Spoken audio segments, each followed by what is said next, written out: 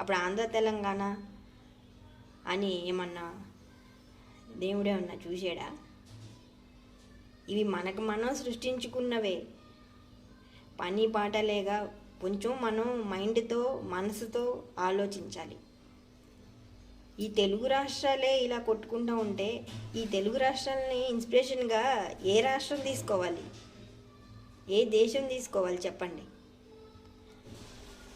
కలిసిమెలిసి ఉండడమే మనం చేయవలసింది. ఆంధ్ర వాళ్ళకి తెలంగాణ అవసరం ఉంది, తెలంగాణ వాళ్ళకి ఆంధ్ర అవసరం కంపల్సరీ ఉంది, ఎవరికైనా ఉంది.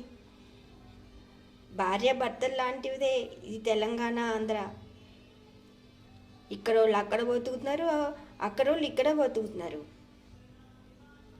ఈ విగ్రహాలని, ఈ పవన్ కళ్యాణ్ గారు ఏదో అన్నారని, దిష్టి తగిలిందని, ఇవన్నీ ఎందుకు అసలు? ఇవన్నీ అనవసరం. మనకి చావు వచ్చేటప్పుడు ఇవన్నీ ఆలోచిస్తుందా? మనల్ని చూసి ఏం నేర్చుకోవాలి? ఎవరు నేర్చుకోవాలి? మన పిల్లలు ఏం నేర్చుకోవాలి? ఇతర రాష్ట్రాల వాళ్ళు, ఇతర దేశాల వాళ్ళు మన 2 తెలుగు రాష్ట్రాలను చూసి ఏం నేర్చుకోవాలో మీరే చెప్పండి. ఈ ప్రాంతీయ భేదం ఎందుకు? ఇంకా ఎన్ని రోజులు ఆంధ్ర తెలంగాణ అని భేదం చూపిస్తారు? తెలంగాణ కావాలన్నారు, విడిపోయాం. మరి ఎవరంతటా వాళ్ళు బతికేటప్పుడు అవన్నీ మనం మాట్లాడవద్దు కదా. ఒకళ్ళ అవసరం ఒకళ్ళకు ఉంది కంపల్సరీ.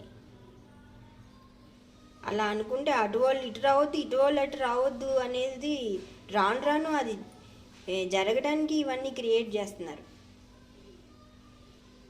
ఆయన ఒక గాయకుడు, మన బాలు గారు, వాళ్ళు ఏదో పెట్టుకున్నంత మాత్రాన మన తెలంగాణ ఆస్తి అంతా ఆంధ్ర వాళ్ళు ఎత్తుకుపోతుర్రా?